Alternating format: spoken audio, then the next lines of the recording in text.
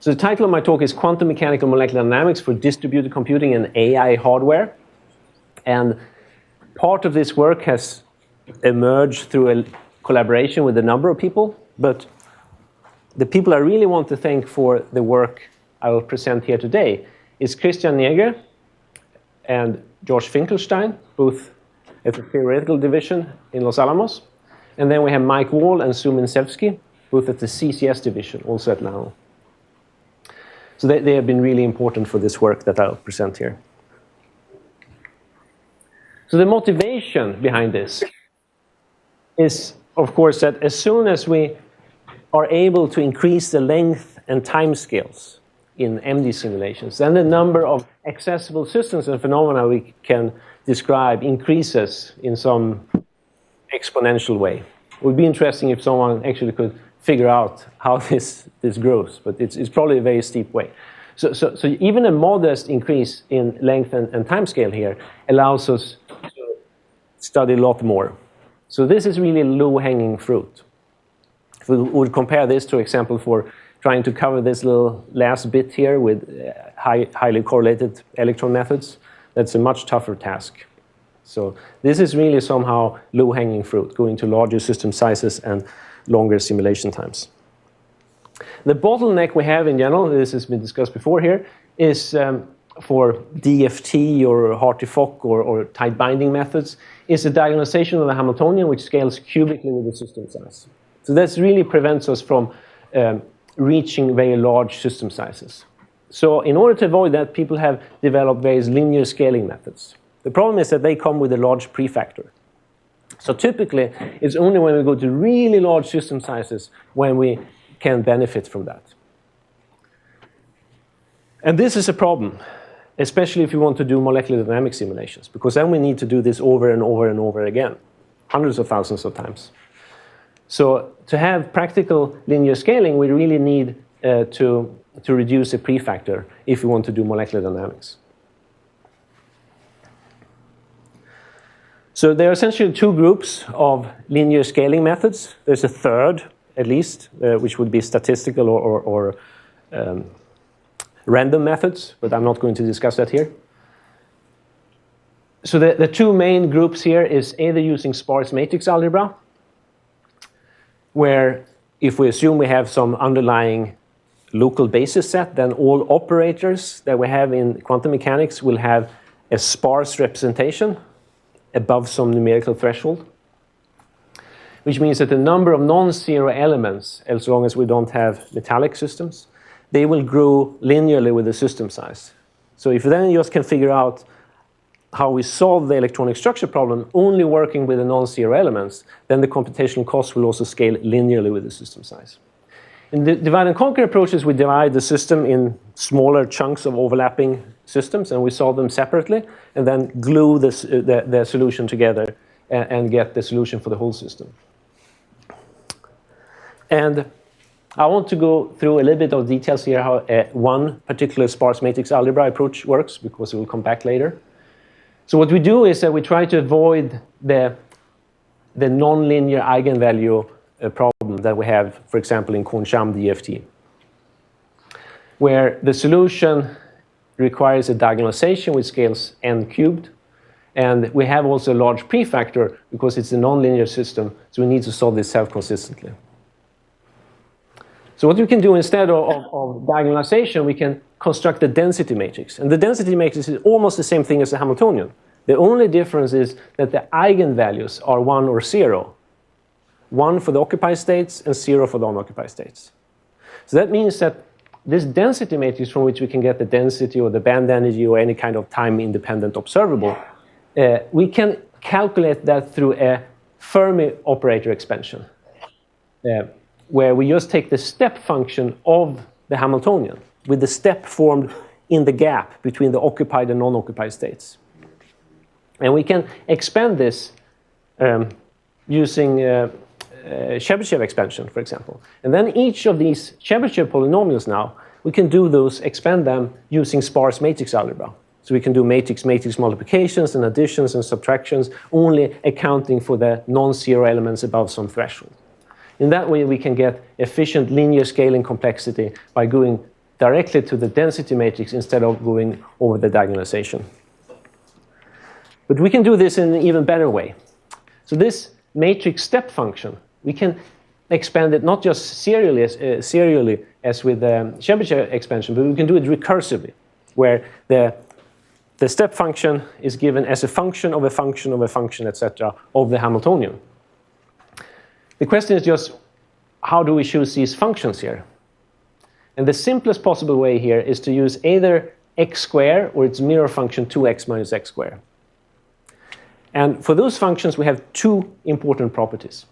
First of all, any kind of recursive combination of these will always form a step, converge to a step function, where the step is formed somewhere between 0 and 1. For example, if you take x squared of x squared of x squared over and over again, it will be 0 all the way until it goes to 1 at 1. And 2x minus x squared will be 1 all the way, and it goes down to 0 at 0. And some mixture of them will form a step somewhere in between. The other important property here is that if x here is a matrix with all its eigenvalues between 0 and 1, then the trace of x squared will always be less than trace of x. The trace is just the sum of the eigenvalues. And what we want to do in the end is to find the step such as it's formed at the chemical potential. But we typically never know what the chemical potential is. But what we do know is that the trace of the density matrix will be the number of states that are occupied. Because the occupied, they have eigenvalue 1 and the unoccupied 0. So when we take the trace, we just sum over a 1 for each occupied state, which just will be the number of electrons we have. So what we can do then is that we can start with the Hamiltonian, and we can rescale it such that its eigenvalues are between 0 and 1. It doesn't need to be exact. So these estimates here, the upper and lower bounds of the eigenvalue spectrum, we can estimate by Geschkoren measures or something like that. And then, if the trace is larger than the number of states we want, we do x squared. Otherwise, we do 2x minus x squared. And in each iteration here, we do matrix-matrix multiplications, which can be done with threshold sparse matrix algebra. And this converges really quickly to the density matrix. After 30 multiplications, 30 iterations here, the expansion order of the polynomial we have here is over 1 billion. And we don't have any Gibbs oscillations because these are continuously increasing and decreasing functions on the interval. So this is, I would say, the simplest possible way you can solve the quantum mechanical eigenvalue problem. It's really simple. And one good property here is also you only need one matrix multiplication per iteration, which means if you do this on a computer, you don't need to store any intermediate matrices. And this also, you can do this with sparse matrix algebra. I'm not going through this, but trust me, it works really well, especially on a shared memory platform. This works really, really well. What's important here is that you can have a numerical threshold, and as you reduce that numerical threshold, the error goes also down. So this is a convergence in the band energy as a function of iterations for various kinds of thresholds, and you can see that as you reduce the threshold, the error comes down step by step. So you have a controllable, tunable way of rigorously improving the accuracy with this method, with sparse matrix algebra. So that's one of the advantages with sparse matrix algebra. It's easy to control the error. What's problem is that if you want to do parallelism on a distributed platform, it's a pain. It's much, much harder. So that's a problem. Divide and conquer approaches, on the other hand, it's very natural to parallelize over many different compute nodes. The problem there is to control the error. Think about using this approach when you do molecular dynamics, as atoms are moving in and out of these local interaction zones. It's very hard to control the error. Or let's say you suddenly get some kind of bonding where you get electronic entanglement among lots of different atoms in one direction. How do you deal with that? Let's say you have an insulator metal transition. You would continue calculation as before, and it would look fine, but it would be all wrong. In this approach here, you would capture that.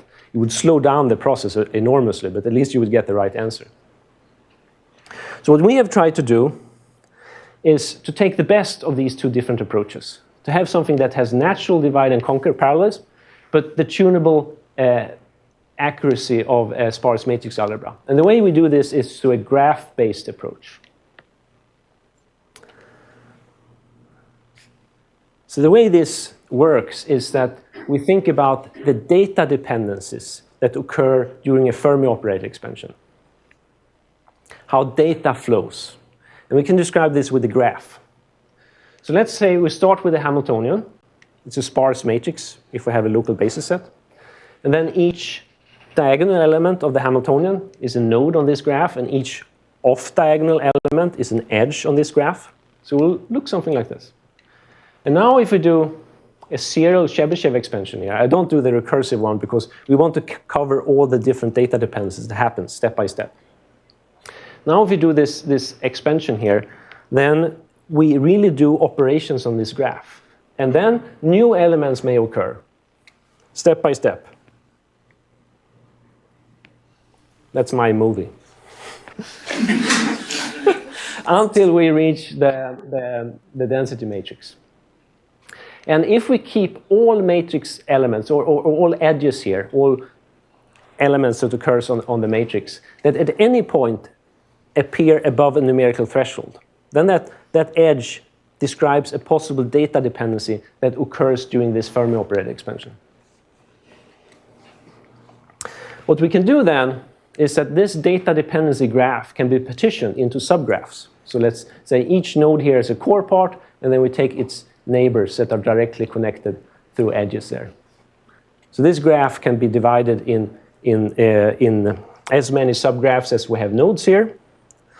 In each of those subgraphs, we can see them as a pattern, and then we can extract the principal submatrices of the Hamiltonians of these different subgraphs. And this gives us these small principal submatrix Hamiltonians here. What we can do then is that we can do the Fermi operator expansion, and here it doesn't matter how we do it. We can use dense matrix algebra using this recursive expansion, or we can use a diagonalization.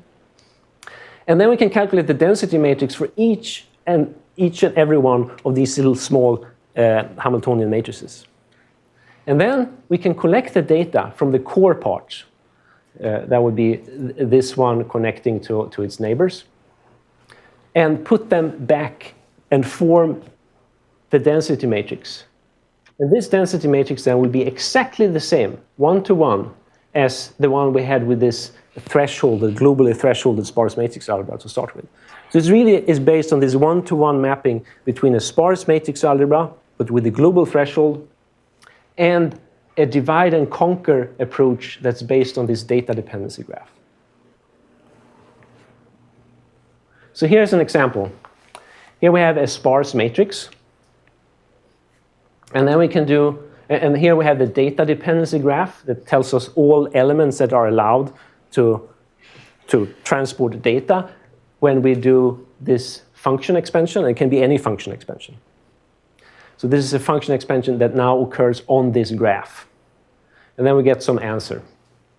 But what you can do instead now is that we can use this data dependency graph, and we can take, let's say, node 6 here and take that subgraph, all the nodes it connects to, 5, 9, and 4.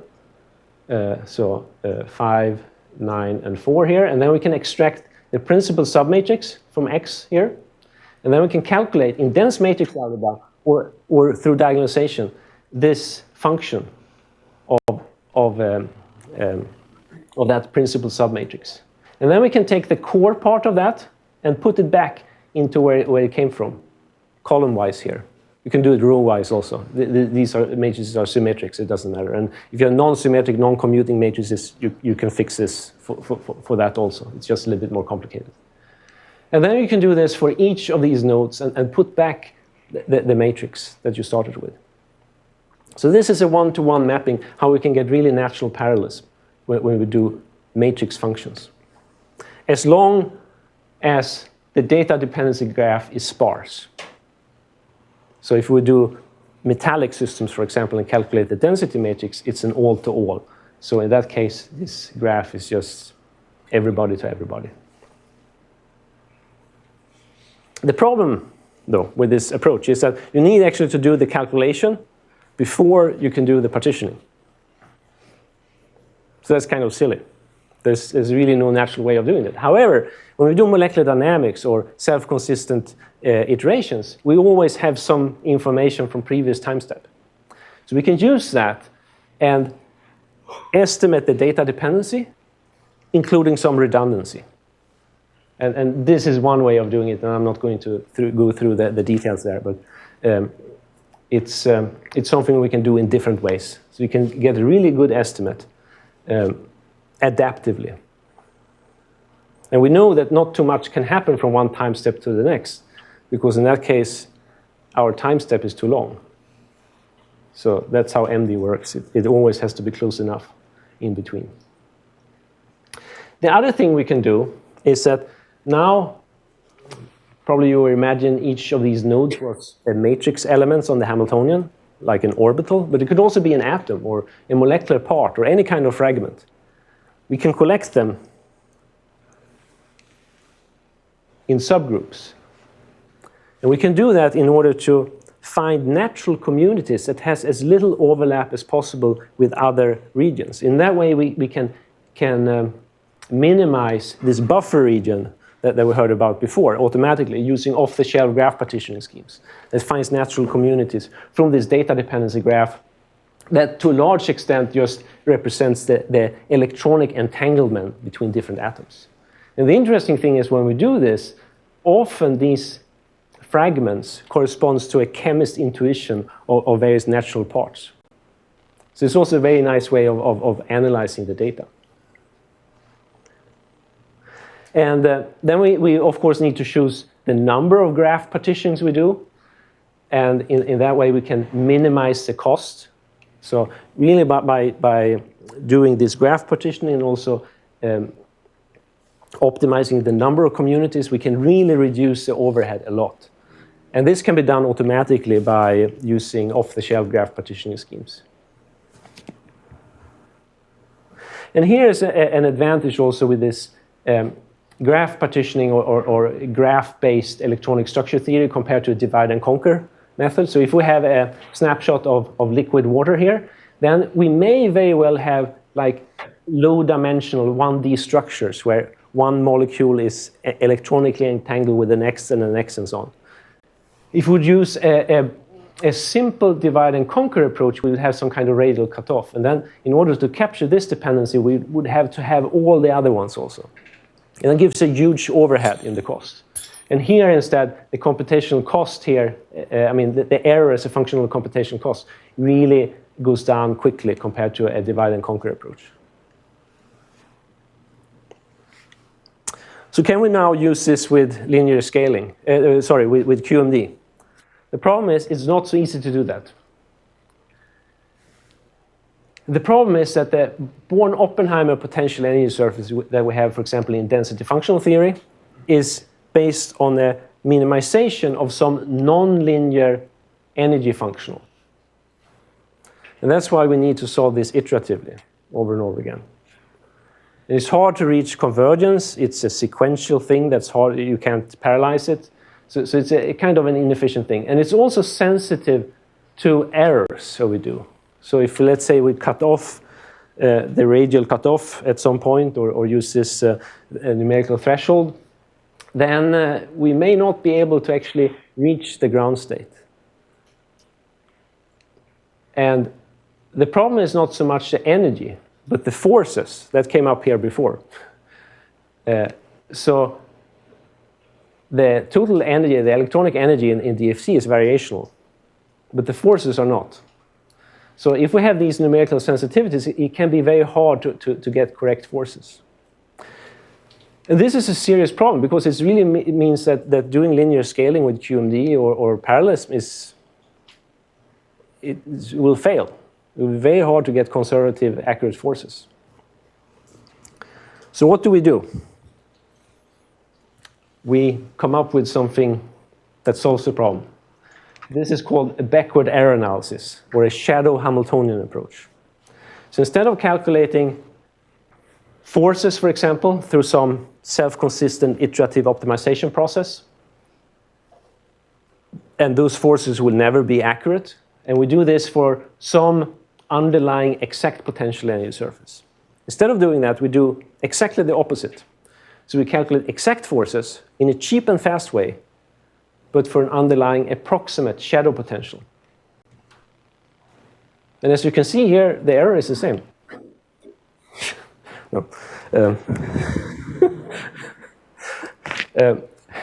The thing here is that in this case, the regular case, we don't have pairs of potential and forces that match together. So the forces here will be non-conservative. Whereas in this case, we can calculate the ground state charge exactly. So we can get the one-to-one matching between the forces and the potential energy surface. And this is really important, because then we can conserve properties rigorously, like the total energy, the phase space area, the momentum, and so on. And some people in electronic structure theory, they ignore this and just do this and put the thermostat on it. That doesn't work. You don't see the errors, but they are there. It's especially the fluctuation, thermal fluctuations are wrong. So diffusion and rare events and so on are all messed up. So how do we construct this this shadow potential? That's what I'm coming to here. So normally in DFT, the ground state electron density is given through some constrained minimization of some nonlinear energy functional, and that ground state density we then put into this energy functional, including ion-ion repulsion, and that gives us our Born-Oppenheimer potential energy surface, from which we can calculate the forces and integrate the equations of motion.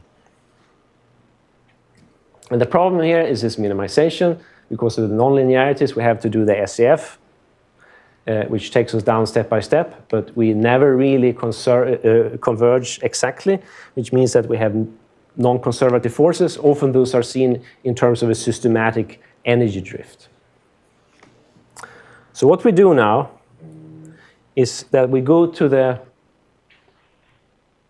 core of the problem, which is the nonlinearity of this universal functional in DFT. So we linearize it. So we assume we have some approximate ground state density n here. And then we assume that's really close to the exact fully optimized ground state density. And then we can do a linearization of this functional, of the DFT functional, universal functional here, around this density n.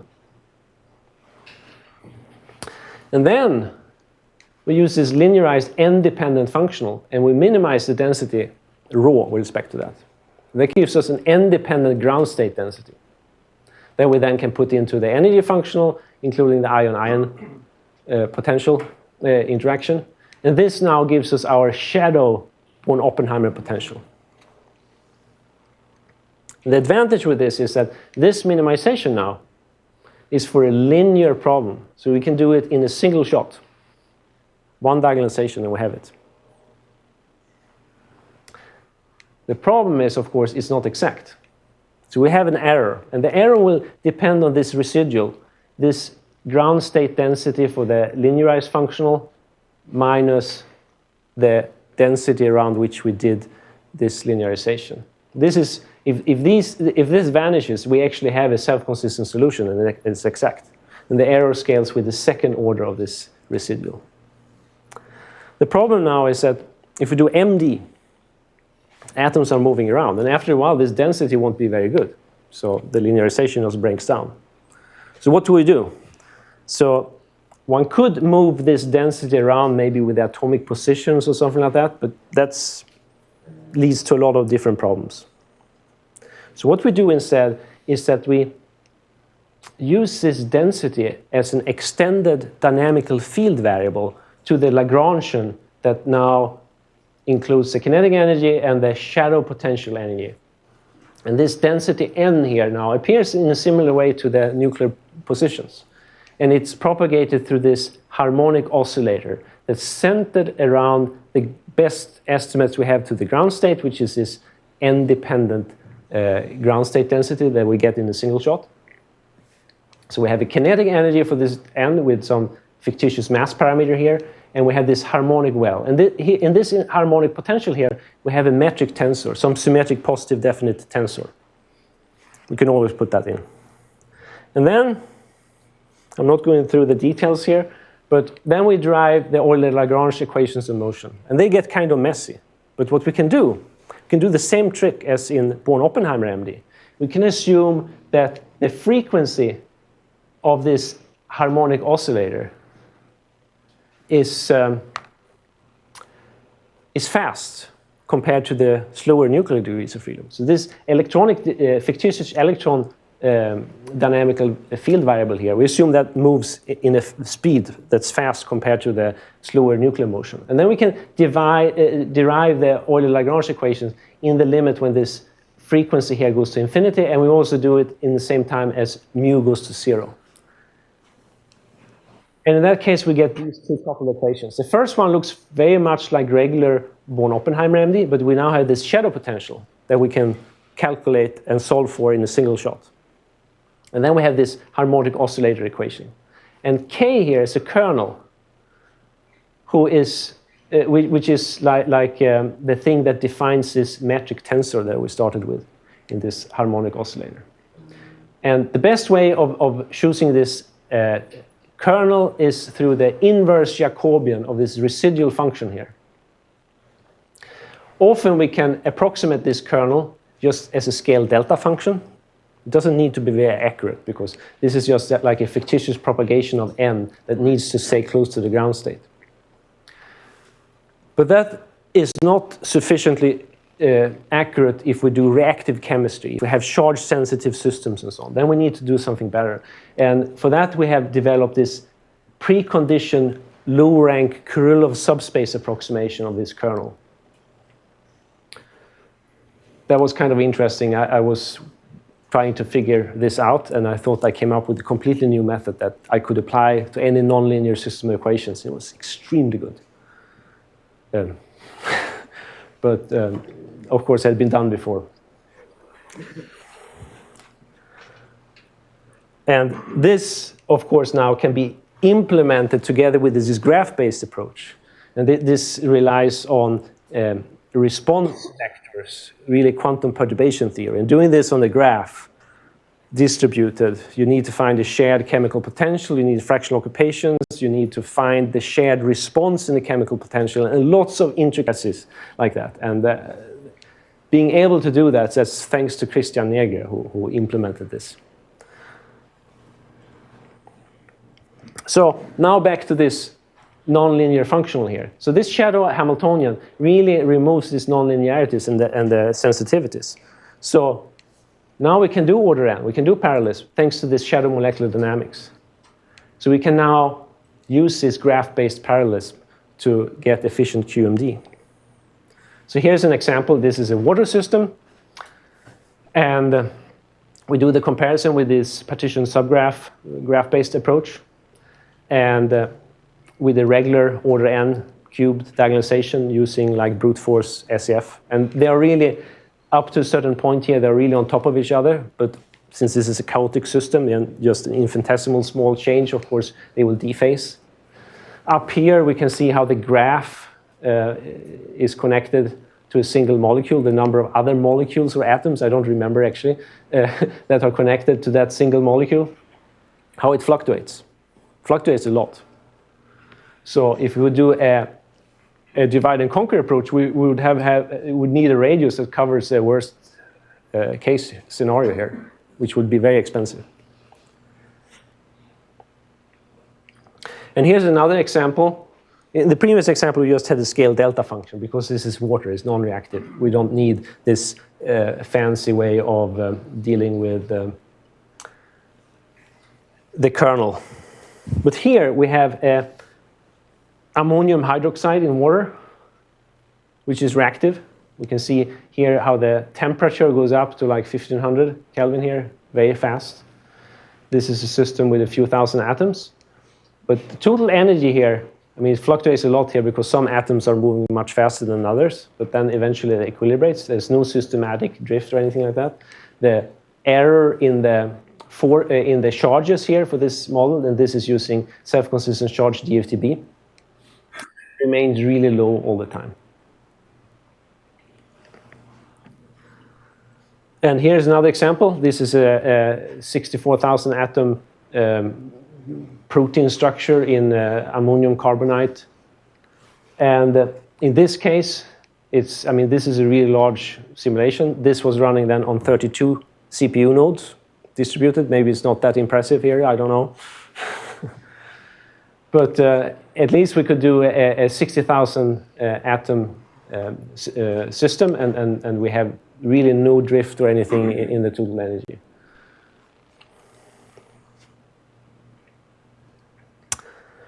Okay, so now I come to the second part of my talk. Yeah, that should be good.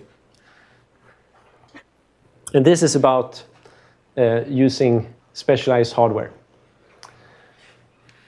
So the choice of algorithms and software we do and use is to a large extent dependent on the available hardware environment. So you can see this in Darwinian terms. So some kind of Darwinian algorithm selection. And about 10, 15 years ago, the GPUs started to become really, really fast and efficient.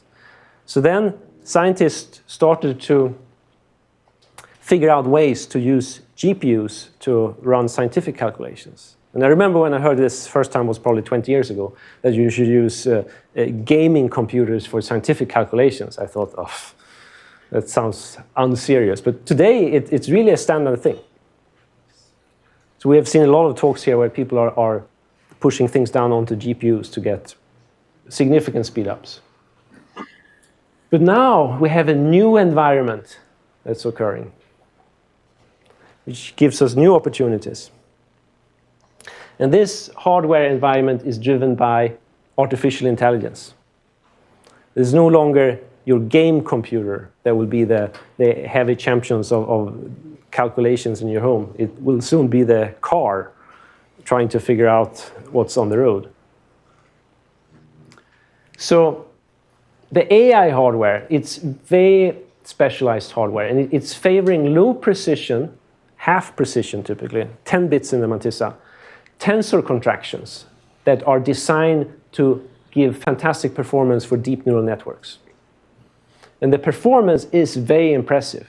So if we look at the tensor cores from NVIDIA, the latest one they have, the H100, the tensor core units on that one gives a performance of over 1 petaflop.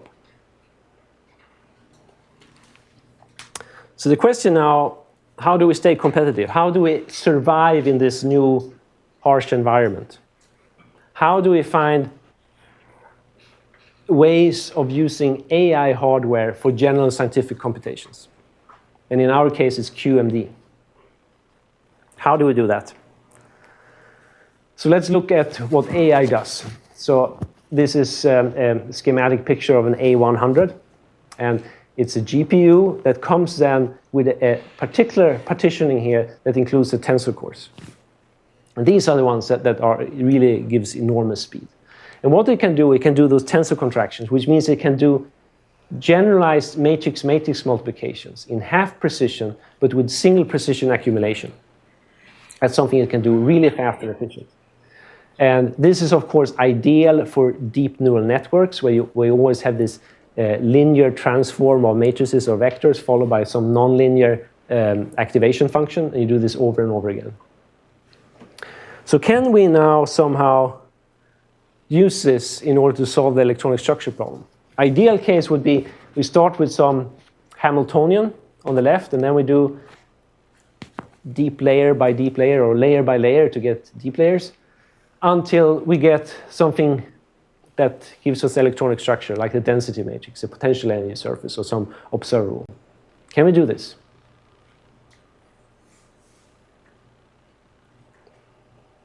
Yes. We can do this. And we just take the SP2 scheme, this recursive expansion I told you. The simplest possible way of solving the quantum mechanical eigenvalue problem fits perfectly well onto this deep neural network. It's a linear transform followed by an activation function that's just a square, matrix square. And since all the eigenvalues are in this spectrum between 0 and 1, we don't need to bother about what the activation function does outside this interval. And the main computational cost here, because these linear transforms are just like kind of trivial, the main cost is this activation function, which is a matrix square. Typically, the activation functions only act on the matrix elements themselves, but here we actually act on the eigenvalue spectrum. But this is no complication. It's just a matrix multiplication. The problem is we have half precision. So what we can do, if we have a number like this, we can split it in two parts. And these zeros here are just covering for the exponent, and they are there in the floating point representation. And then we can represent a number like a high significant part plus a low significant part. And we can do the same thing with matrices. So a matrix here can be represented as a sum of two matrices that we can extract from the floating point operation automatically. And then if we do a matrix square, we need to do 4 matrix-matrix multiplications. But since we do a matrix square, it turns out that this one is just a transpose of this, and this is the low significant part squared, so let's ignore it. So in the end, we only need to do 2 matrix-matrix multiplications here. So it doubles the cost, but it speeds up the computation enormously, because if we use double precision that you normally would do, the double precision is not just 4 times more expensive than the half precision as you would normally think. In the hardware as it is, it's 32 times more expensive. It shouldn't be like that in principle, but the hardware as it is, gives us that. But we have problems here. So we can use this enhanced precision and get something that's close to single precision, actually less, because 2 half precisions just adds up to 20 bits in a mantissa, and single precision is 23 bits in a mantissa. So we have noise. So when we do this layer by layer convergence towards the density matrix, we have noise. And we don't know when to stop. What's the convergence criteria here? But it's possible to design a robust parameter-free stopping criteria in a very simple way that costs very little extra on the tensor cores to calculate. And once we have reached that, we can do a refinement step if you want to. So we can do 1 extra layer here and use double precision, just to refine and get something that's more idempotent than we could get otherwise, where the eigenvalues here are more exactly 0 and 1. So how is the performance here? The performance is quite impressive. So it depends strongly on the system size of the matrices, but the performance here can reach up to over 100 teraflops, yeah, on a single A100 NVIDIA set of tensor cores here. We were a little bit worried that we were about a factor of 2 below what should be possible. But in discussion with NVIDIA on the phone, suddenly we realized, oh no, they're actually calculating multiplications and additions as 2 separate operations. So suddenly we were twice as fast. There was a simple solution. And the CPU, of course, comes down here if you are really lucky. In practice, of course, it won't be 100% efficiency. And is there something you can compare to on a GPU to give a sense of how much better things are? So this is actually the GPU result. But using the low precision or using full precision? Or so this is, I don't know what's happening with my phone. It's buzzing all the time. It's very annoying. So this is, that should be the same. Yes, it should be the same. No. Actually, no, so this is single precision. This is single precision. Yes, single precision, because you don't have half precision. So this is single precision. But you see here, it's like an order of magnitude in speed up versus a GPU. The middle one is a different. No. Those two are the ones we should compare. This is the A100. Sorry, yeah, I start to forget because now you have another generation H100. So this is the V100, and now the latest one is the A100. Sorry. So you're getting a factor of 2 over single precision. Better than single precision. We gain. I mean. No, it's much more than a factor. Yeah, it's 8 to scale. like 50 or something like that. It's a significant change. It's a logarithmic scale here. But wall clock time performance is not as good because we need to do quite a few number of operations here. It's not the most ideal way. So if we look at the wall clock time, is less impressive. So if we compare them to the GPU performance, it's like 1, 2, 3, 4, 5, 6. It's a factor of 6. And if you compare to single precision, it's just a factor of 4. So then it's not as impressive. I don't know what these things would translate into the next H100. Maybe it looks completely different. So it all depends on whatever hardware they happen to come out with. But this is a way to significantly boost the performance. And once again, do more memory operations like reads and writes to memory compared to the standard. So what's good here with this second order expansion that I told you about is that it's just a single matrix multiplication in each iteration. If you have higher order polynomials, you need to store intermediate matrices. There are those techniques also where we develop them, but we never use them because they are less efficient. So now back to this Born-Oppenheimer potential energy surface, where we actually solved the problems with the nonlinearities and the sensitivities by having this shadow molecular dynamics. And this now, for the low precision, works in the same way.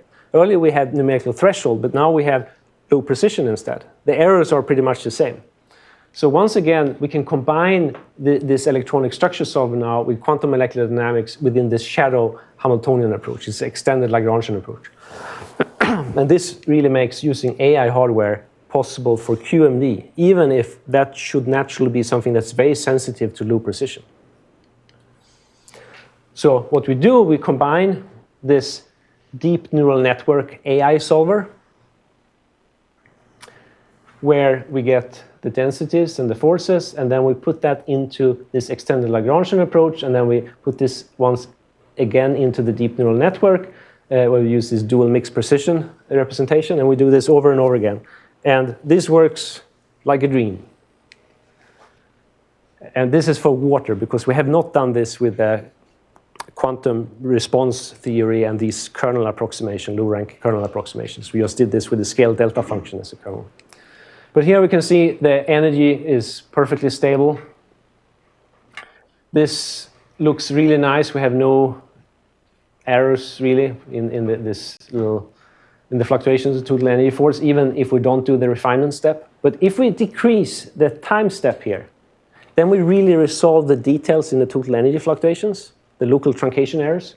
And then we can see that if we don't do refinement, then we actually have noise here. And that's the numerical noise we get from the low precision. And that could possibly be an issue. So how do we deal with that if we have noise? What we can do is we can just see this as a natural part of Langevin dynamics. There's some noise, some error in the forces.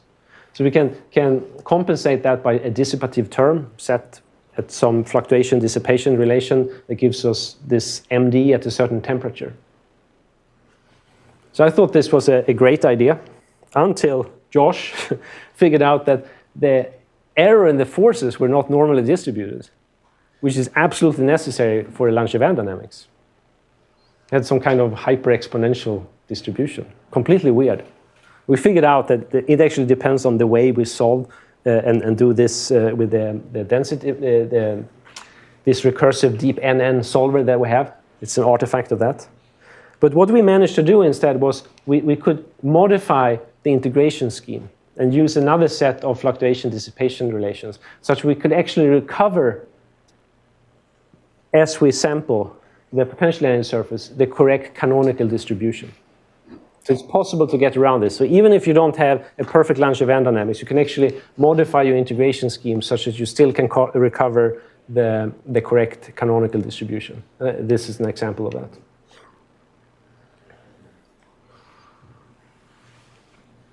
So this summarizes this part. And the important thing here is that you can't just put things together. You can't just do AI hardware with QMD. You can't just use a graph-based distributed thing and combine it with molecular dynamics. You need to think carefully about how you do things. And this shadow backward error analysis approach is really powerful. But for AI hardware, it's not as simple as one could think. So sometimes you need to be a little bit inventive and really think carefully about the physics you need. So with that, I'm ready to take any questions. Thanks.